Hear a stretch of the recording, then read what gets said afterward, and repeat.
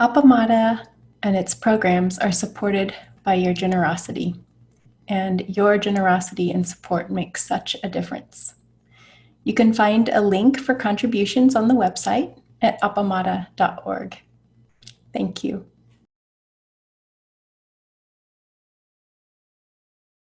Good morning. Thank you all for being here on this weird time day for the United States. I'm very happy for the opportunity to speak and hopefully share some encouragement about our practice. But first I wanted to tell a story that I just recently heard from a teacher that I was listening to online about bowing. And she was describing that she had been in a situation where she was speaking at the same event as the Dalai Lama. And so she and the Dalai Lama and his retinue all came in at the same time. And he came up to the stage and he began doing full prostrations, full bows down to the ground to his seat. And it's not something he usually does, evidently. And his attendant said, "What are you doing?" And the Dalai Lama said, "This is the Buddha's seat. This is not my seat. This is the Buddha's seat." And the teacher that was telling the story was saying how when you give a talk, you can sort of rest in that, but at the same time, you really feel that. You really feel that no person can really fill that seat. So everything I say is just sort of a mistake. But you have to say something anyway, so here we are, doing the best we can. So this talk will be about hindrances in our practice, to our practice, or our practice with what we conceive of as hindrances. For me, these are habits of thought and feeling, reactions, ingrained ways of being that seem to stand in the way of my aspiration of a life in harmony, of compassion. I think of them sometimes as great boulders, rocks the size of cars and refrigerators that are scattered in a dry creek bed, brought to rest there by some cataclysmic immediate flood, or inched slowly along by long years of gentle rain and snow. They're hard to walk around. Anyone who's been hiking in a canyon knows the scrabbles over and long backtracks around these obstacles, trying to move forward on a path. My story is about my desire to be special. This is a particularly large rock in my practice. And this talk was inspired by my realization that I'm not alone in this hindrance. This is a pretty widespread feeling that I'm not good enough. I want to be special because I'm not good enough. I'm good enough to be truly seen and accepted, to be cherished, to be worthy of someone's full attention. So we cut to the chase and say, okay, to be loved. There was a song that came out in 1992 from Radiohead called Creep that really brought this realization of how widespread this is home to me. I wanted to read some of the lyrics, and this was a popular song, and a lot of people resonated with this song. So here we go. When you were here before, couldn't look you in the eye. You're just like an angel. Your skin makes me cry. You float like a feather in a beautiful world. I wish I was special. You're so very special. But I'm a creep. I'm a weirdo. What the hell am I doing here? I don't belong here. I don't care if it hurts. I want to have control. I want a perfect body. I want a perfect soul. I want you to notice when I'm not around. So very special. I wish I was special.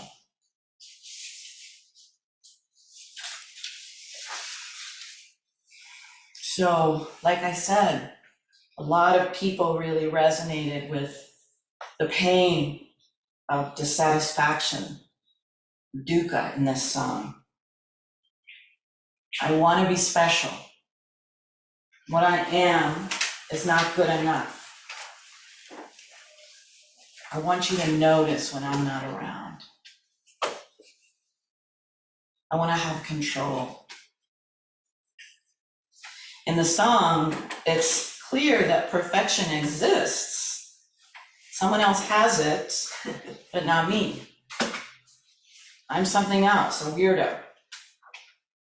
For me, the way this desire for connection manifests, the way that the pain in this song is manifested in me, is wanting to be the one and only, the best. This isn't a purely Zen hindrance, of course. Though when we see our entire life as our practice, I suppose it is. I certainly experienced this in my professional life. I'm a nurse practitioner in a small clinic, and I need to be the nurse practitioner that all the patients want to see, that knows the answers to all the questions, that always knows which pill to give and which pill to stop. My present position as a nurse practitioner allows me to grapple with this hourly, every day. I work with a highly competent, intelligent colleague who is gregarious and friendly and is the favorite of all the patients. After working together for 6 years in this clinic, she remains the one people want to see, whose schedule is always full. The ache in me produced by my strong feeling of not being good enough is part of my each working day, over and over. In my formal practice, the hindrance appears in my relationship with teachers and spiritual friends. Of course, I want to be the most enlightened, the most compassionate, the most knowledgeable, in order to merit their attention and their authentic care. And as the corollary to wanting to be the best is not being good enough, which feels like an essential part of me, how can I possibly trust that their care is real and their words are not merely the words that come from their role? So this most special rock, this immovable block, prevents the thing I seek, the experience of connection with all things, all beings. And Zen practice itself can be a badge of specialness. I feel a tiny jolt of pride in my specialness whenever my meditation practice or my study of Zen becomes part of a conversation. I can imagine the other person in their head thinking, ooh, this is special. But special is not the same as. It can be the best, or it can be the worst, a weirdo, a creep. But it's a judgment, evaluation. Peg has told me many times that the judging mind is the last mind to be relinquished. It gives me some hope. Special is a wall around a self, a wall of roses or thorns, but isolating, self-reinforcing either way. And here's the medicine that Zen and Buddhism offer us. As the Metta Sutta says, not holding to fixed views. My picture of myself, of Anne, is a static snapshot, taken as a much younger person, developed over time, but a very fixed idea. Holding to fixed views negates the possibility of any clear connection. It makes connection with each moment, each person, impossible. A fixed view has the answer already, knows what the outcome will be in each situation, in each moment of life. A fixed view is narrow and incomplete. Without a peripheral vision, without awareness of the vastness beyond human experience. Dogen in the Genjo Koan teaches, when you sail in a boat to the middle of the ocean, where no land is in sight, and view the four directions, the ocean looks circular and does not look any other way. But the ocean is neither round nor square. Its features are infinite in variety. It is like a palace. It is like a jewel. It only looks circular as far as you can see at the time. All things are like this. I recently participated in a workshop online with Victoria Austin, who's a teacher from San Francisco Zen Center. And the workshop was about love and power in relationship. And at one point she was speaking about the importance of responding versus reacting while relating to others. She instructed us to imagine being just good enough meditators. Not perfect, not highly skilled, from long practice, not the best, just good enough. And my initial response was, no, that's giving up. I have to keep trying. After a time of breathing and sitting, I was able to settle into a grounded, still mind. Her point being that response is able to arise from a place of comfort, from all rightness, a grounded, sufficient place. Constantly striving to be special or the best or something other than what is right now is painful. It's a tense and constantly vigilant state, always judging, not quite good enough yet. There's a Zen koan about response. A monk asked Yun Men, what is the teaching of an entire lifetime? Yun Men replied, an appropriate response. Cultivating and resting in just good enough allows the arising of an appropriate response, the fruit of the teachings of an entire lifetime. I have a wonderful poem about this and the feeling engendered by sitting with just good enough. It's by a poet named Juan Ramon Jimenez. I have a feeling that my boat has struck down there in the depths against a great thing, and nothing happens. Nothing. Silence. Waves. Nothing happens. Or has everything happened? And we are standing now quietly in the new life. Buddhism's other remedy for needing to be special, a better, perfect self, is known as the 3 marks of existence. Anatta, or emptiness, no abiding self. Anicca, impermanence, the constancy of change in everything.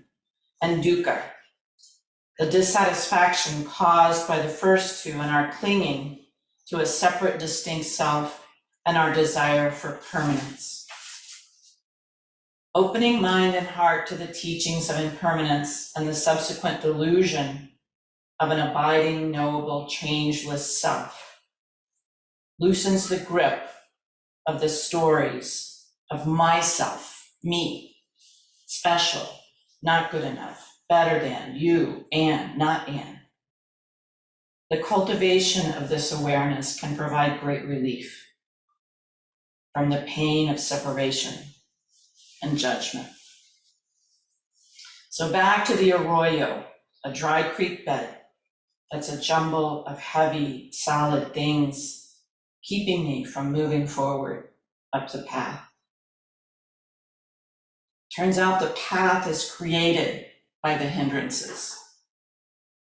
All those boulders, blockages, things that get in the way of our travel to becoming whole human beings are the Dharma gates that mark our way.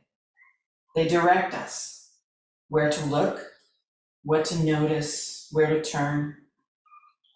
Like a wonderful hike in the wilderness, sometimes a slog, sometimes a dance. We find our way, each of us, created by our own lives.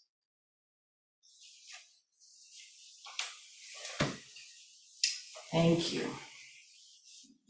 So I'm not sure what time it is. It's 10:20. Good, we have lots of time for reactions and questions and things that have come up. So, thank you very much. If anybody has anything they wanted to say, Kim.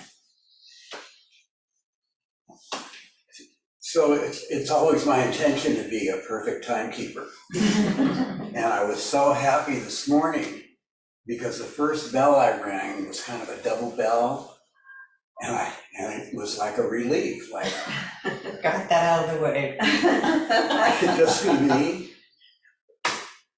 And it connects to what you were saying, Yeah. Victoria Austin, whatever. Yeah. Is that her name, Victoria? Yeah, Victoria Austin. Yeah. Vicky, she goes by Vicky. So it really is a relief not having to be perfect. Yeah, and then you can be really present to what happens instead of being really caught up about, let's get this right. And I think it's that carefulness that screws up the bell.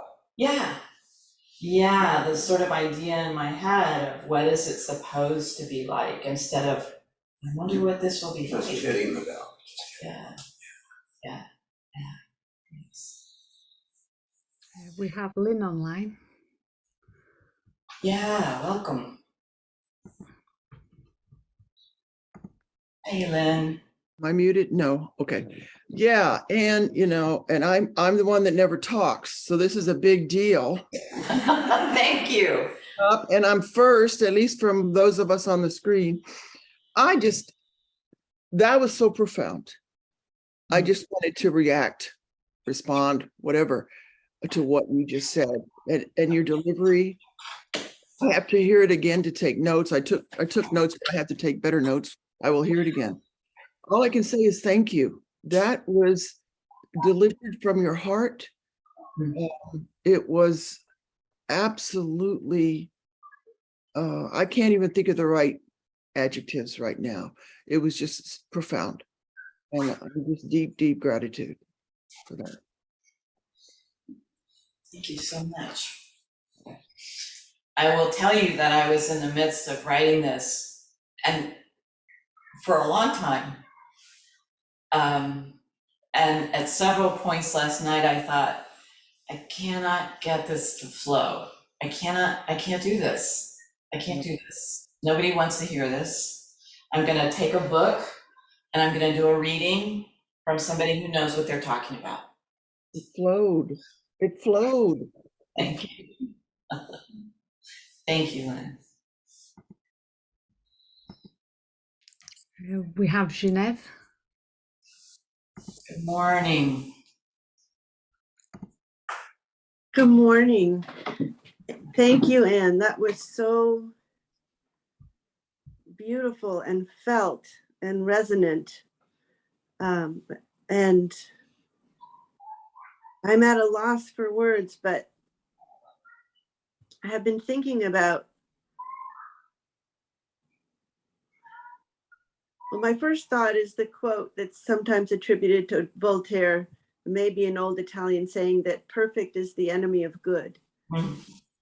And I have this notion that imperfection is where true compassion and love come into play. And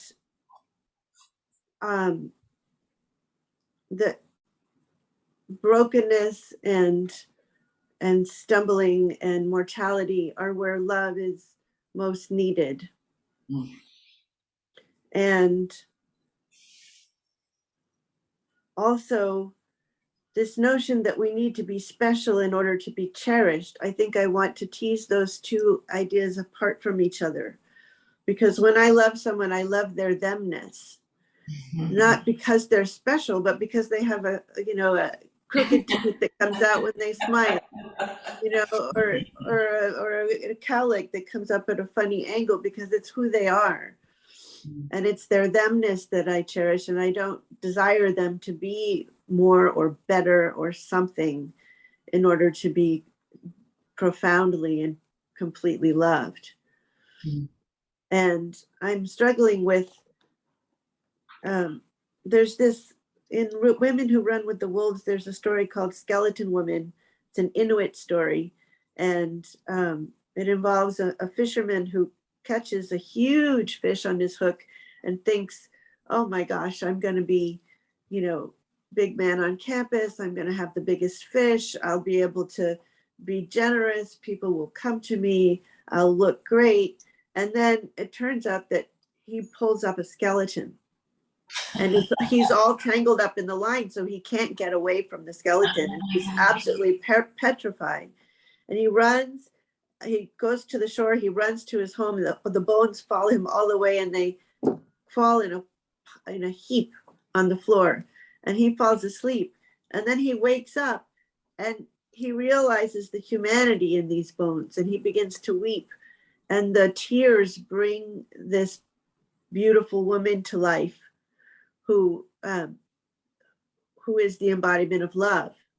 And it's the notion that we're only truly loving when we see our mortality in someone else and we embrace it. And I think what I'm struggling with the most is the idea that I see my own mortality and love myself in that moment. Mortality meaning all the limitations, all the failings, all the stumblings, all the ugliness, the struggles, the ways in which I'm not who I wish I were, and the ways I fear. So thank you. It was very deeply moving, Anne. Thank you. That was a wonderful story. I love that image of the man and all of this pride and all this specialness. And he's pulling this thing up and it's bones. I just love that. And you can't get away from it. It's all tangled up. Yeah. Yeah, and what you were saying about why, or not maybe why you love someone, but that the fact of imperfection doesn't keep you from loving someone. And it reminds me of that saying that's attributed to Shunryu Suzuki Roshi, that you're perfect just the way you are, and you could use a little improvement. Yeah. So thank you for that. Thank you.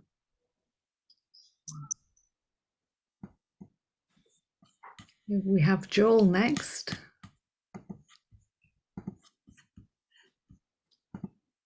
Hey, Joel.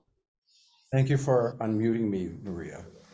And I, like Lynn, will need to go back and listen to this talk. It was beautifully paced. It was beautifully formed. And the way in which you moved from the problem that you had posited to the resolution in the teachings of the Buddha was very moving. I also was mostly moved, very deeply moved by the story you told of coming up against not being chosen Mm. work, not being the one that people turn to, and how you bump up against that desire over and over again. That's something I will say that strongly resonated with me. Mm. But it occurred to me later in your talk that fit with the quotation from Dogen. If you're out in the ocean, far away from land, everything looks like a circle. Yeah. And if you are stuck with this autonomic nervous system thing, Yeah. it has to do with survival of wanting to be chosen, that creeps in and then colors everything in your adult life. Yeah. That's all you can see. Yeah. I really felt that, and I really felt the truth of that metaphor in relation to what you were saying. Mm. That it's okay, you're not being chosen right now, but maybe you are in other areas of your life. Unfortunately, you can't see them right now because they're over the horizon, right? Right. Right. Right. They're over the horizon of what your brain chemicals are doing to you right now. So it's a beautiful talk. Thank you so much. And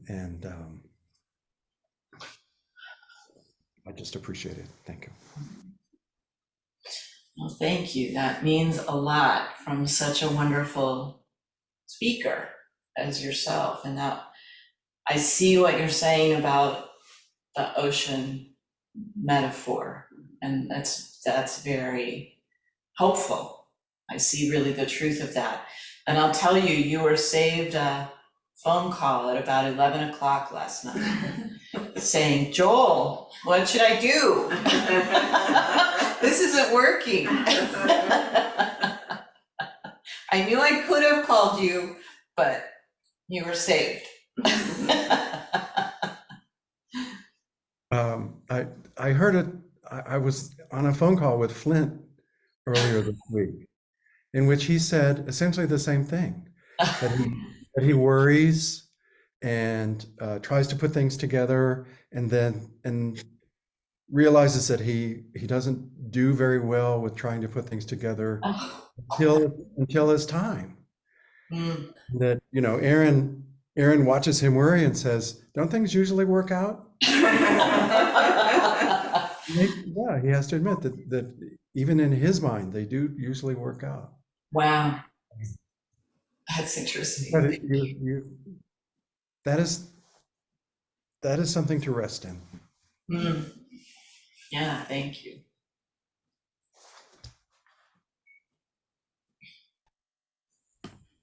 And we have Nelda next.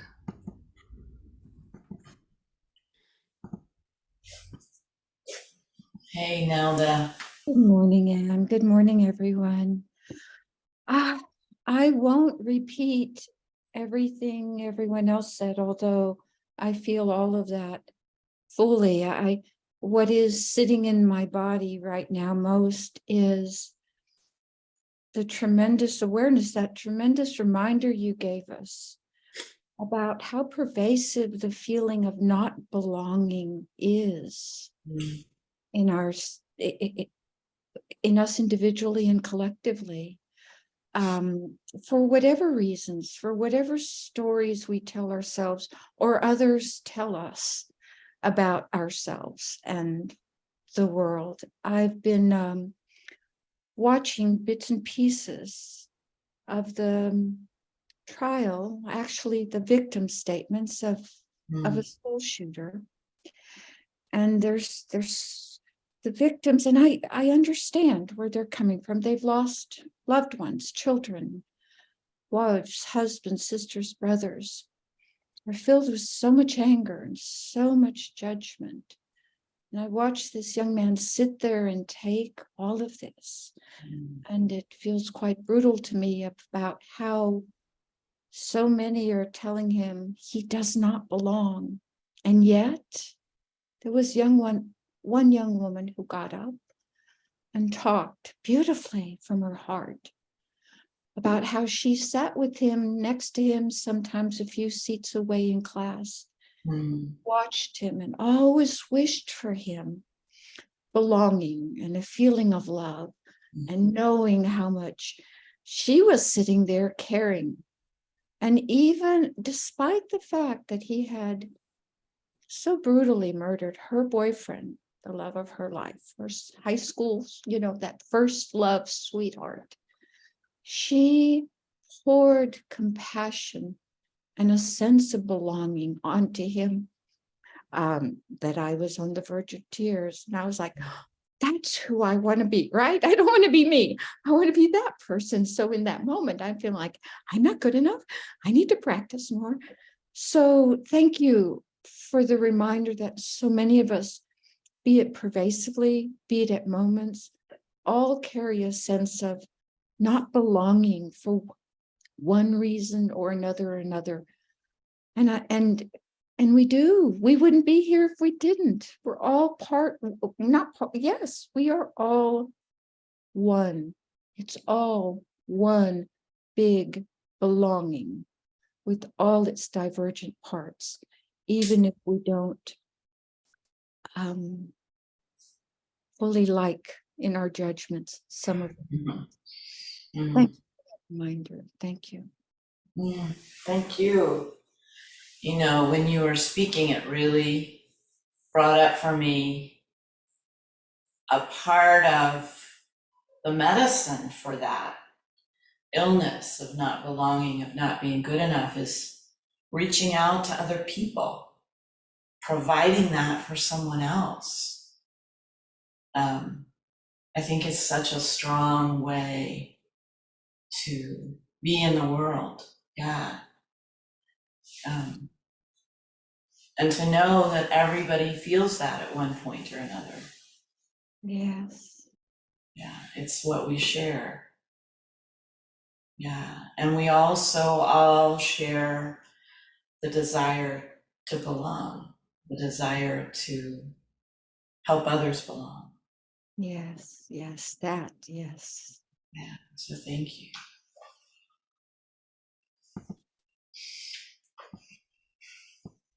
We have Rosemary next, unless there's someone in the Zendo that would like to go to, because we haven't been. Okay.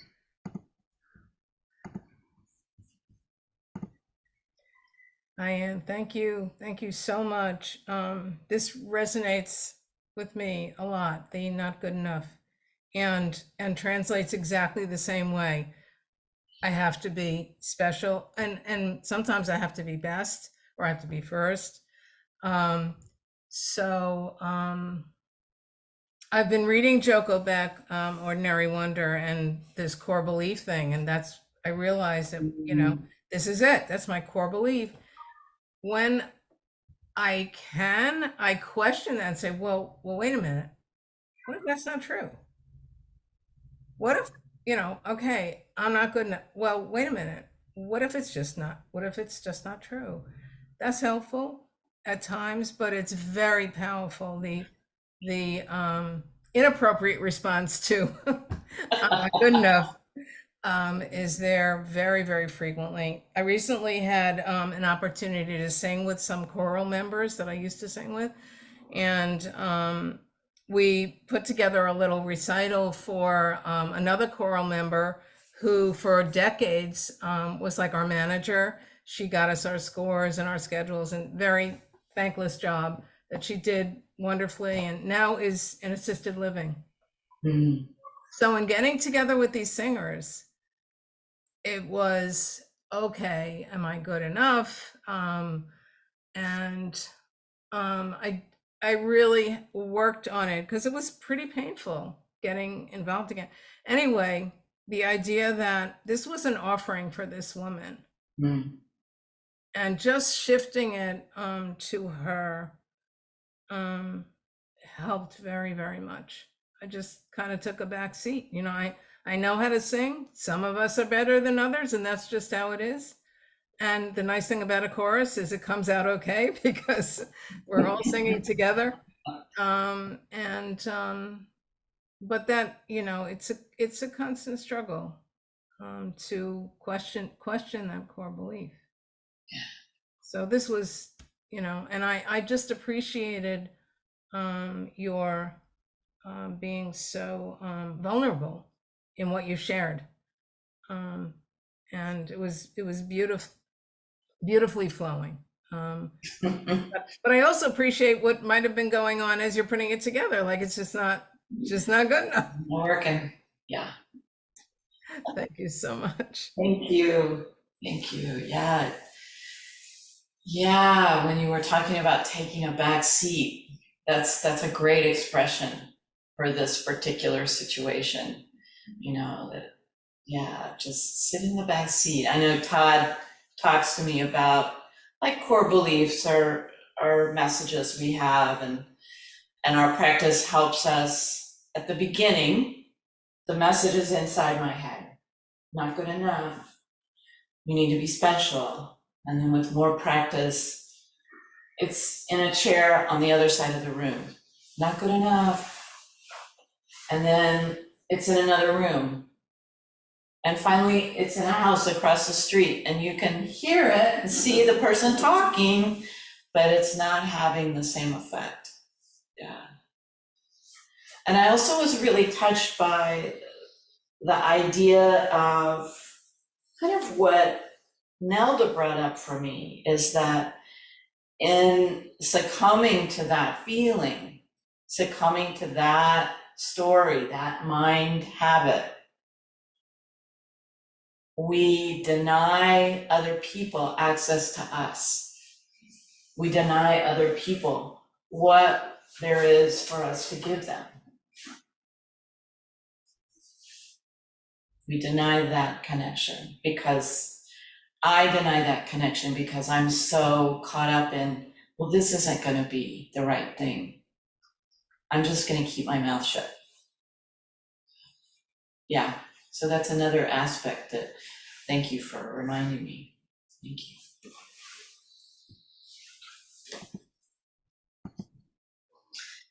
So that looks like it. All right. So, oh, Joan, I'm sorry. That's all right. Do we have time? What time is it? We have time. You know, I have all these thoughts. Is what I have to offer good enough? You know, for this, because the offerings have been so wonderful, what all people have said. I have so many thoughts. It's just brought up so much. Genevieve talking about how vulnerability helps us really be relatable, make it where others can feel like touching us. And I think of Brene Brown, who is from the University of Houston that Flint introduced us to, and her whole thing is about vulnerability, and that is how we connect. And I personally am always trying to be perfect, and that's produced a wall between me and others. Yeah. And when you talked about that other person always being chosen. Yeah. My heart just broke open with compassion. Mm. And this is something that I personally am trying to be at that place. Mm. And you offering that got me to where I wanted to be. Mm. You know, what I'm trying to get to my compassion so that I can connect with people more. And there it was. And one other thing, talking about being just good enough. One time I was talking to Peg, and I don't know what was going on or what my question was, but I was really struggling. And she said, just don't make things worse. And I went, yeah, you know, if I just don't make things worse, if I make things better, that's a bonus. Right. But if I just don't make things worse, that is a contribution. And so thank you for all your thoughts brought up in all of this. Thank you so much. Oh, well, thank you all. This has been very, very nice.